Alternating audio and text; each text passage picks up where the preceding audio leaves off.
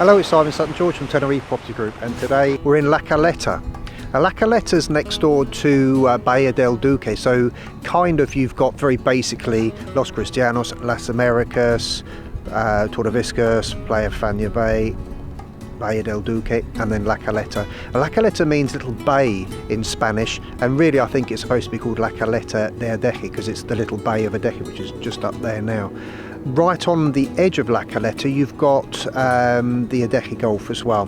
So La Caleta's made up of a number of hotels. In fact, there's a great big white one behind me there. That's called the Royal Hideaway. That's actually just been constructed, just finished, or just finishing now actually. It looks like there's a few people in there, but still some building work going on as well. That's massive. That looks like a ship or something like that, like a great big cruiser. So really, probably from the El Duque end, you've got the Sheraton Hotel. Next door to that, you've got the H10 Adeje Palace, Costa Adeje Palace, I should say.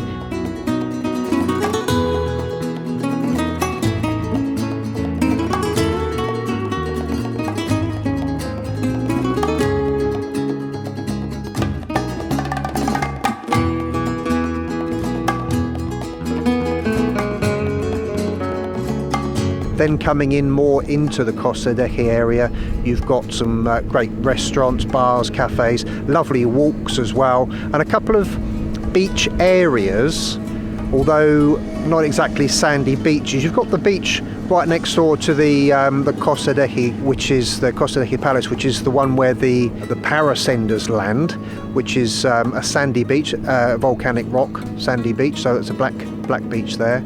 And going into La Caleta, the village itself, well, really still quite traditional. Plenty of, as I say, plenty of lovely restaurants and bars, and some seating areas, great views as well there.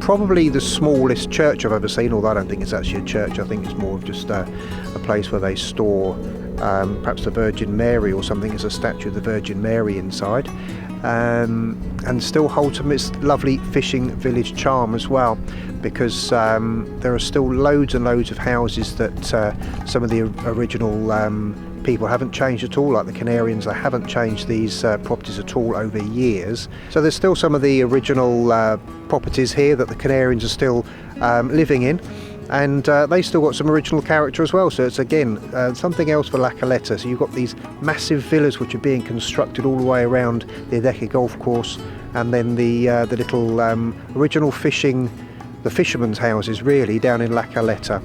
Still some nice walks along the bay there as well. Nothing much more than that. There's no banks, I don't think. I'm trying to think if there are any banks or anything like that. There's no banks or anything like this. And the Costa Adeje golf area really is just more like a residential area with the golf course. Lovely golf course. I don't play golf at all, but some of my friends came over last year on a golfing holiday, and they said that was an absolutely fantastic course. So that's the Costa Adeje golf course there.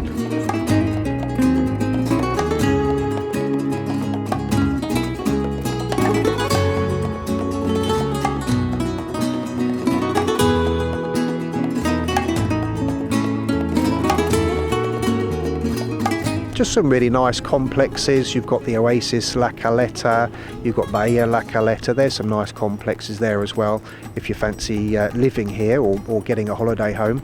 You've got Magnolia Golf as well. So some really nice properties, nice area. Property prices are rising as well.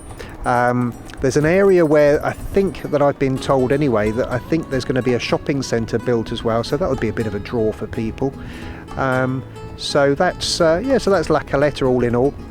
Really nice little village area still, but still growing as well.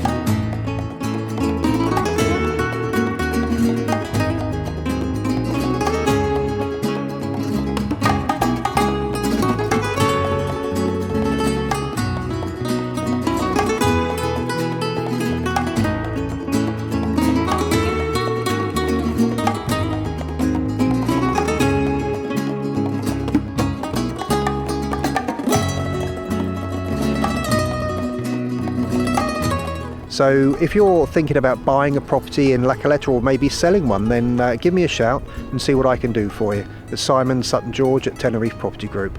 Thanks very much for watching. Bye for now.